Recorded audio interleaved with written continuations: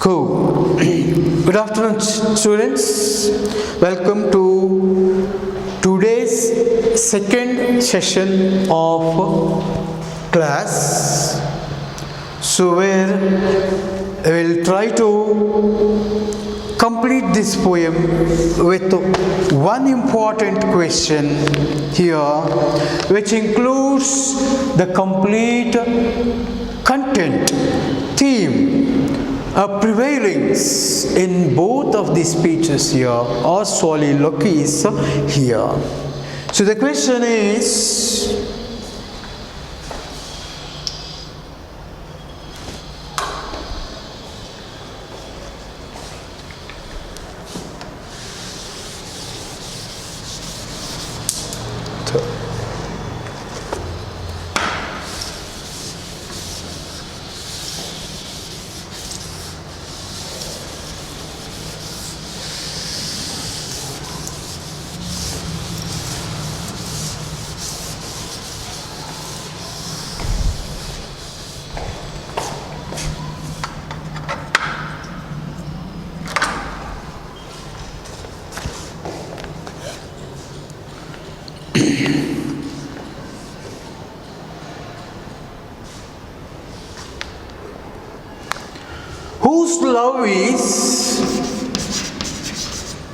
whose love is more passionate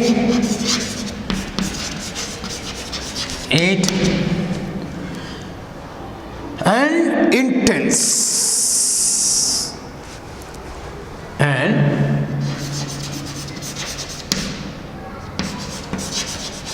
intense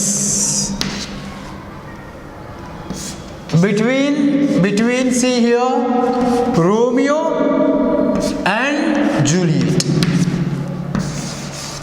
So this is the important question here, because we have discussed in the previous class that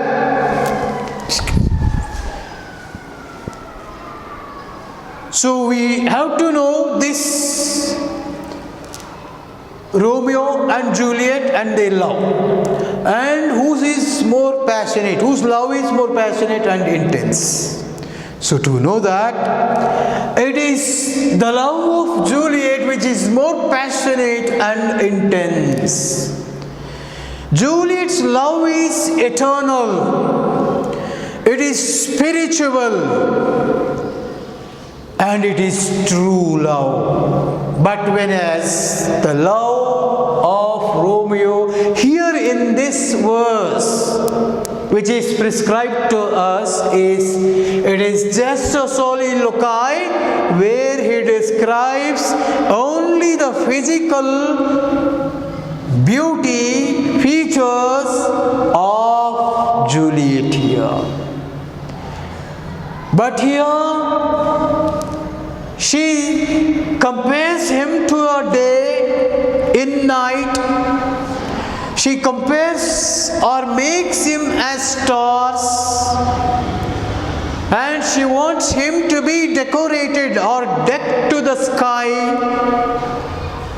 face of heaven, which is the face of heaven, and she wanted him to be as stars, as the stars are divine things.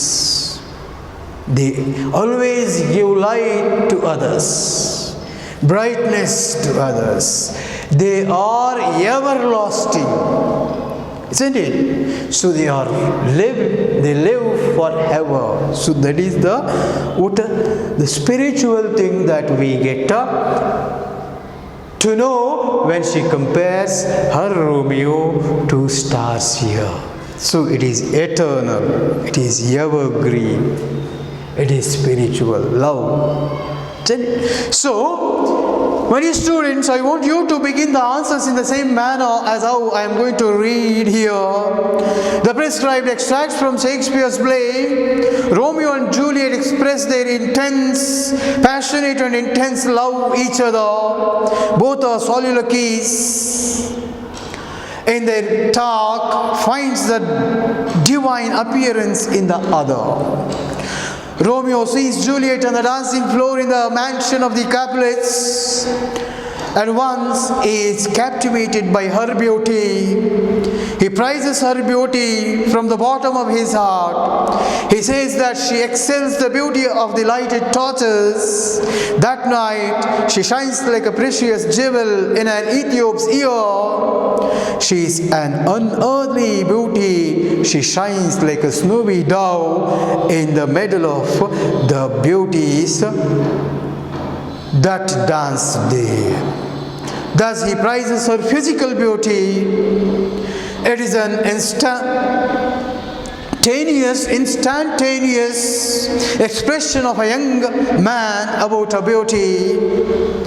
That divine beauty becomes a moral one when she marries a man on this earth. He makes a divine being an earthly being.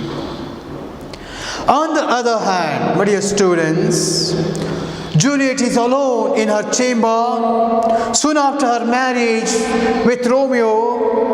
That afternoon in a chapel, she waits for Romeo's arrival to her chamber to meet her. She is totally excited at that moment. She feels that Romeo's presence in her chamber will turn the night into day. She appeals to gentle night to give her Romeo quicker. With her intense love for him, passionate love for him, she says she wants to decorate the stars with Romeo's image. That means she wants to find him in every star. So automatically, night shines better than day. As a result, the people adore night, ceasing their love for day. Thus she wants to immortalize Romeo here, and he becomes a divine soul because of her action here. Okay, immortalization. So you can complete it in this manner. Romeo appreciates only her physical beauty, but Juliet's loves his soul and wants to elevate him and equal him with divine beings. Her love for him is spiritual. Her love for him is eternal. Hence, we can conclude that Juliet's love for Romeo is more passionate and intense than Romeo's love for Juliet. So, it is the end of the poem Romeo and Juliet here. My dear students, okay, we will take up the next chapter here, an interesting chapter, that is Unit 2 of your syllabus, from your syllabus.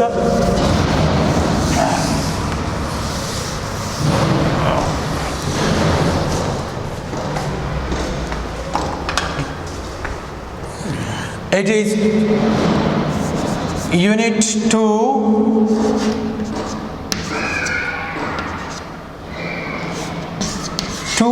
dear.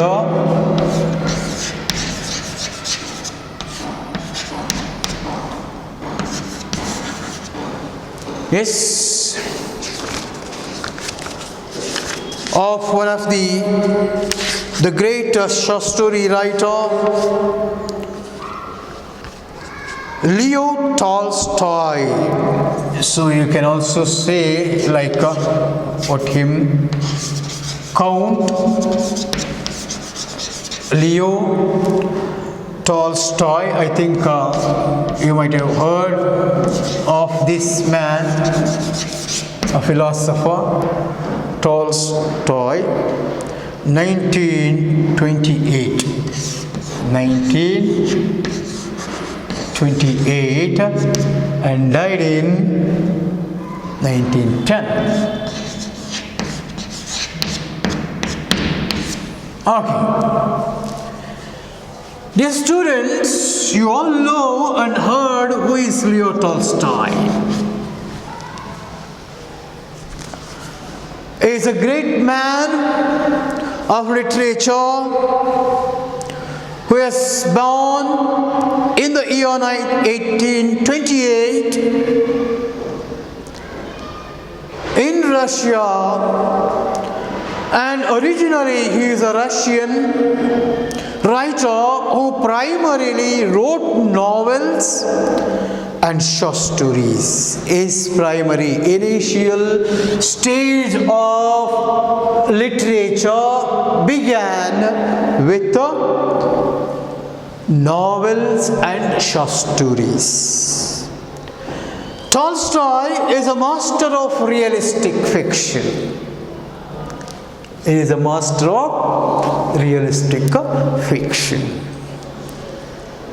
and is widely considered as one of the world's greatest novelists. He is best known for his two great novels called as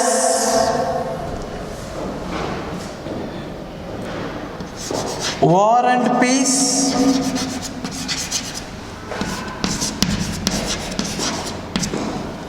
which is published in the year 1869, and Anna Karenina.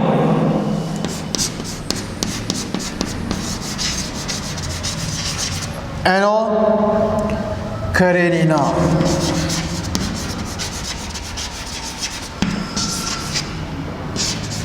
Two great novels of Leo Tolstoy, and one of the lengthiest novel, biggest novel in the literature is War and Peace. And Anna Karenina was published in 1877. It is 1869. And it is 1877 is published. And Tolstoy first achieved literary acclaim in his 20s, when he was about 20 years old. Then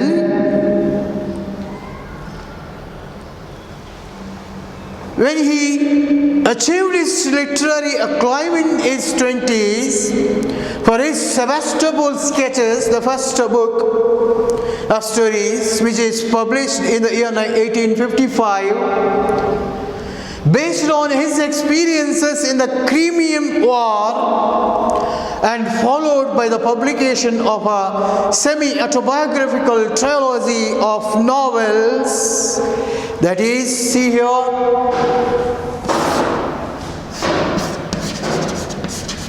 trilogy,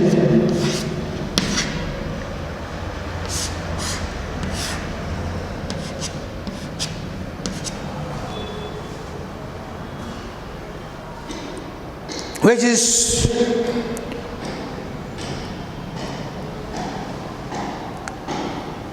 childhood, boyhood and youth. These three. Childhood, next one is boyhood, yes, next one is youthhood, he says.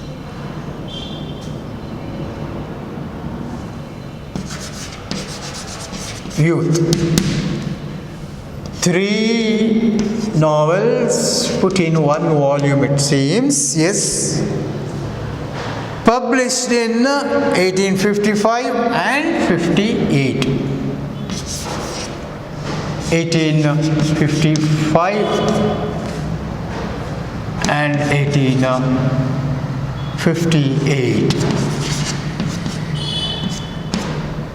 Yes. Then these three novels published at a time, and they were called as trilogy. Tri means three. Then his works also include 2 additional novels, dozens of short stories, and several famous novellas, including The Death of Ivan Illich. Next one is Family, Happiness and Haji, equally Haji Murad. Later in his life, he wrote plays and also essays. Tolstoy is equally known for his complicated and paradoxical persona and for his extreme moralistic and ascetic views, which he adopted after a moral crisis and spiritual awakening in the year 1870s, that is, after which he became noted as a moral thinker and a social reformer. So this is his achievement, works, awards and titles of Count Leo Tolstoy. And the present story, Too Dear, with the exclamatory mark over here. So you have to write, when you write the work of Tolstoy prescribed to you as Too Dear, it should have exclamatory mark. Then only you or we will treat it as the work of Leo Tolstoy. Otherwise, it may go to another writer's credit, because there are too many, even the stories, dramas, poems written on the same title as Too Dear. So that is why keep this in mind. So it should have an exclamatory mark after it. Then it is the story which was adopted from an episode in Guy de Maupassant's work Sir Leo in French and translated into English under the title Afloat, and translated from Russian by Louis Maud and Elma Maud. English, Louis Maud and Elma Maud. So these are the people held responsible to translate it into English. So now,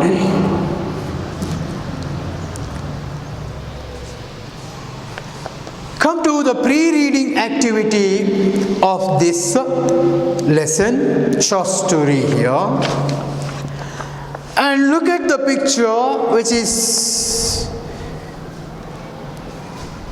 the most important situation, highlight happening in the story is given here, because a man is behind the bars or he is in the prison or jail. So it gives them.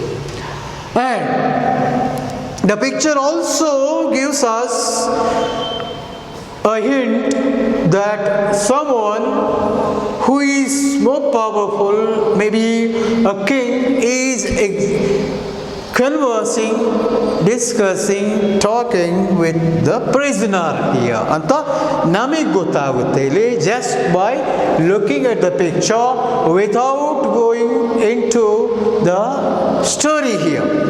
Isn't it? So, pre-reading activity. What do you think would happen if, due to procedural lapses, or delay, the court were to convert the verdict of death sentence into life imprisonment. Okay, what do you think about the position where due to some problems, technical problems, procedural problems, so there is no other way or solution for the court to do here, and it has to convert or transform the verdict of death sentence into life imprisonment. So, what do you think then?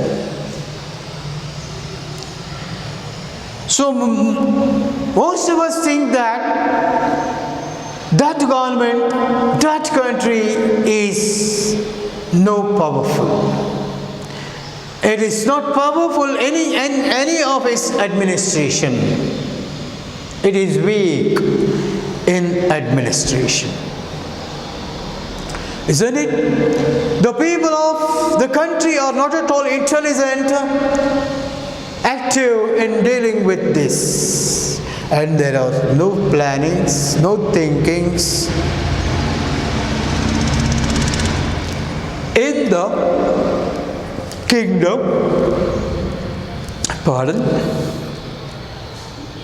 itself. Isn't it? Or, to some extent you may feel that they are fools. To some extent they have no knowledge, they are not developed, they are not powerful,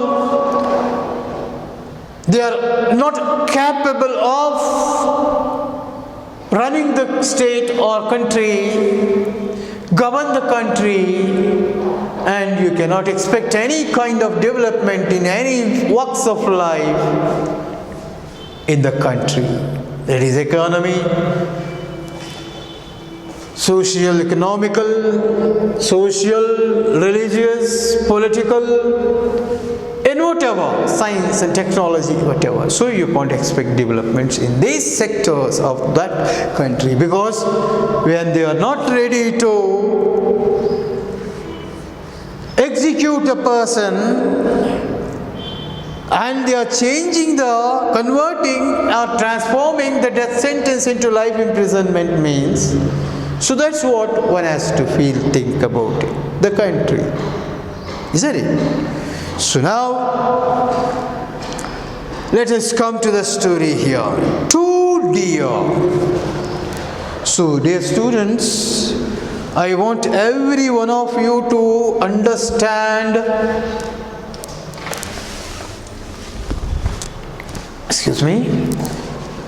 the title, theme, meaning of the title here. See here.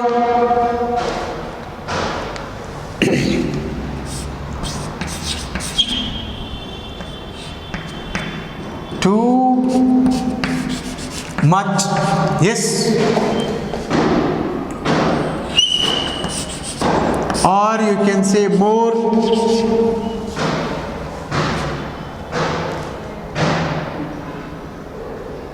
Yes. Dear, it has both the meanings, negative meaning and positive meaning. One is dear, one dear is affectionate, loving, and the other meanings you have is chief, and the opposite negative meaning, cheap, is also there. Here, dear, costly, high priced, valuable,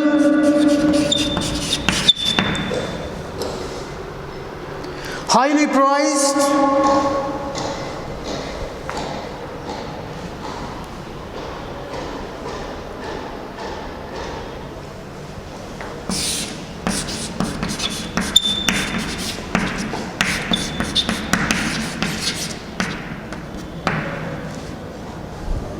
economical, or the meanings which the word dear gives us. So that is why think of the situation, think of the theme of the author here, Leo Tolstoy here, and then try to find out the exact meaning in the story where he uses. Okay. I don't want any of my students go wrong in finding the exact meaning of the title in this story of Leo Tolstoy here. I don't want anybody to go opposite of the theme of Leo Tolstoy here. So that is why it is better all of you to understand the meaning of two deer here, and we feel it is a very simple one, silly one, and we are talking much about Tolstoy as such. No, dear students, the extract or the short story here is based on a moral or economical sense, based on an historical event. Okay, here, and it helps us to think many things in our life also, about many things in our life also. And it talks about decision making, and it is a quality of a leader. A leader has to have, or must and should, he should have the quality of taking decision and making decision. So this is what so if at all leadership qualities are important in one's life, so we can read this story. Okay? And if at all administration skills or about lack of skills of administering, lack of leadership qualities, lack of common sense, for example, is the content of the characters in this story. So the message of Leo Tolstoy is to build the leadership qualities, decision-making qualities among the readers, among his readers, especially in this story here. So that is why that is the good, the great, the biggest theme, message that we have in this story of Leo Tolstoy. So dear students,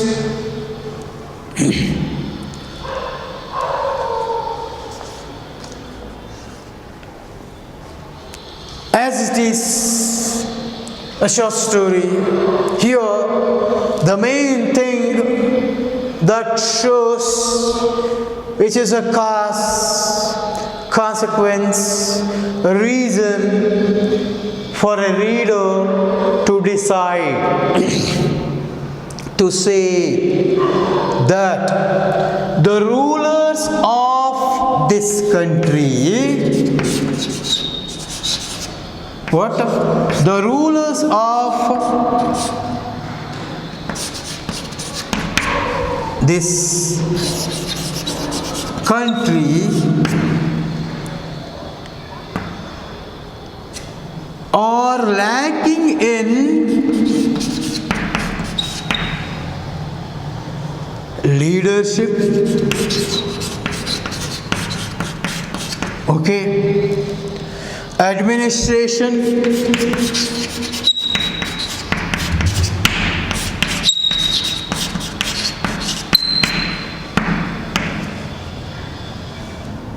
sense and common sense, both. They are lacking in sense and common sense. So now, after knowing the major themes that we find in this story, that the characters presented by Leo Tolstoy in his story Two Deer are lacking in leadership, administration, sense and common sense. I think it might be humorous. I think it might be ironical. Yes. And I think it might be comical. Yes. So now, dear students, that is the one thing that we find or get message from this story. And also the comic version of the story is quite interesting for every reader here. It makes us to laugh whenever we see the decision-making bodies of the administration in the country called Monaco here. It is the country Leo Tolstoy was talking about. Which country is it? It is Monaco.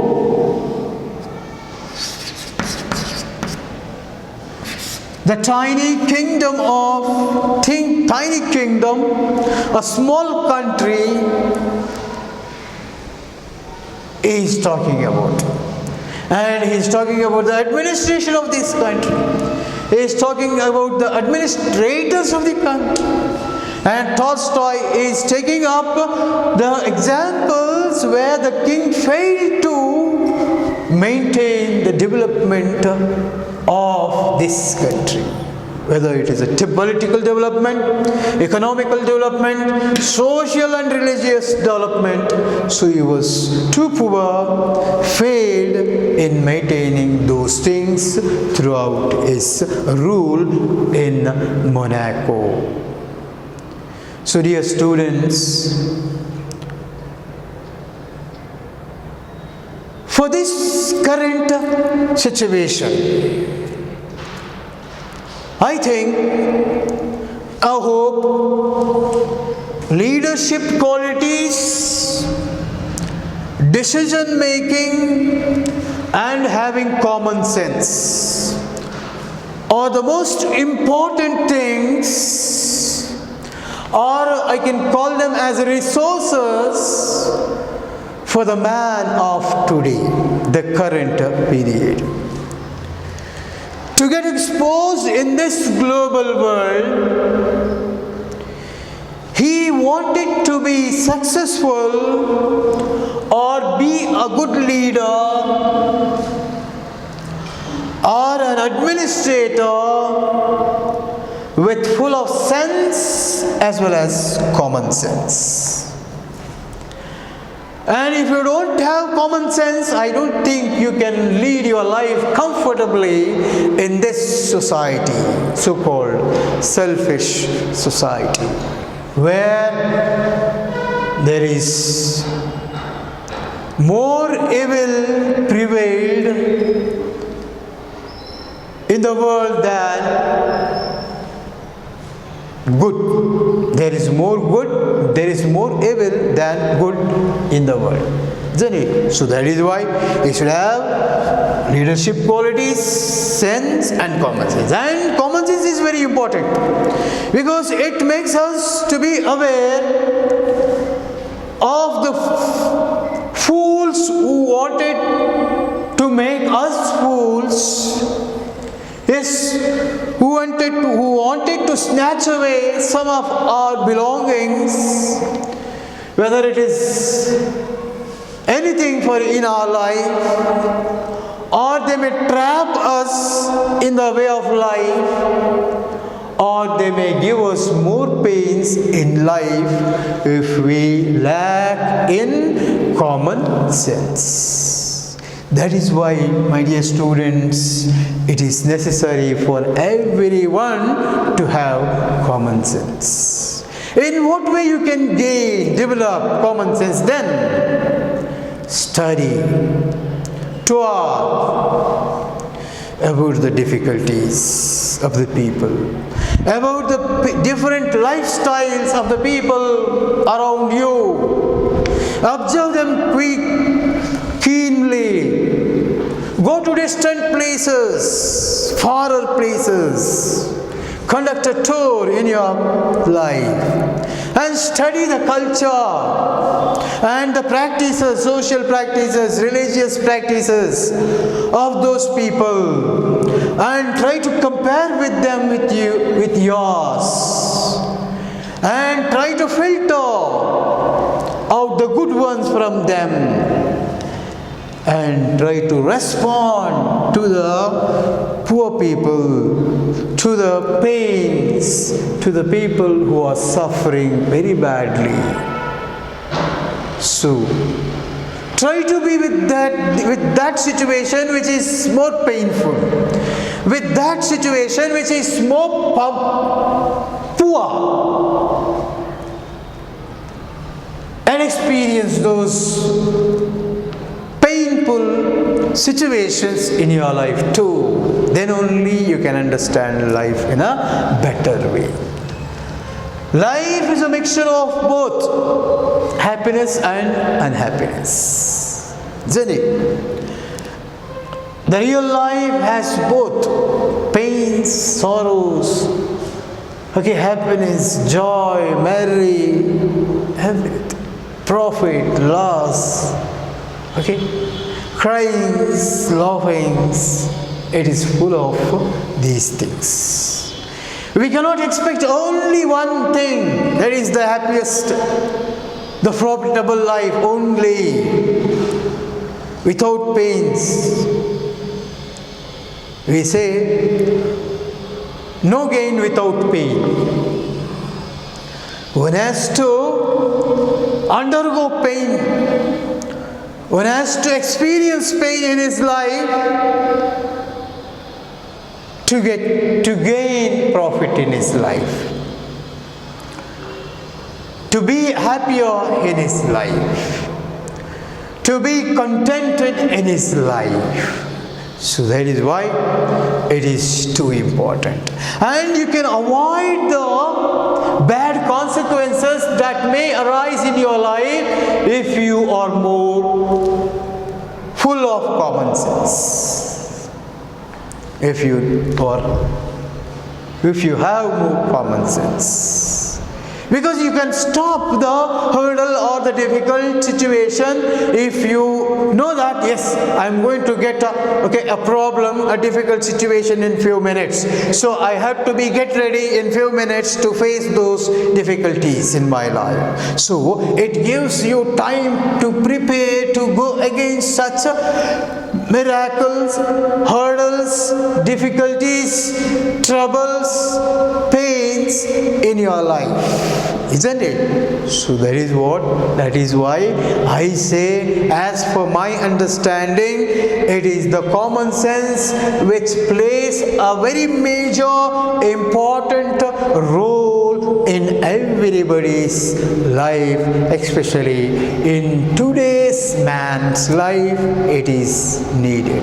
It is emergency to have common sense during these days. Because one of the famous Malayali poet said, Vaikom Muhammad Bashir, he says, there is more evil than good in this world. When there is more evil, so people are trying to put people into miseries, painful situations.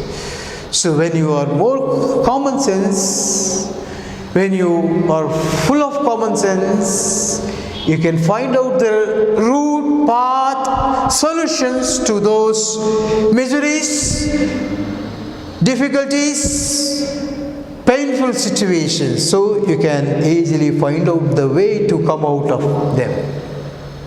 isn't it? So that is why it is that kind of theme that we get to know by this chapter. So we will begin the story, the actual story of this, two deer of Leo Tolstoy in the next class. Till then, take care, bye, have a nice day.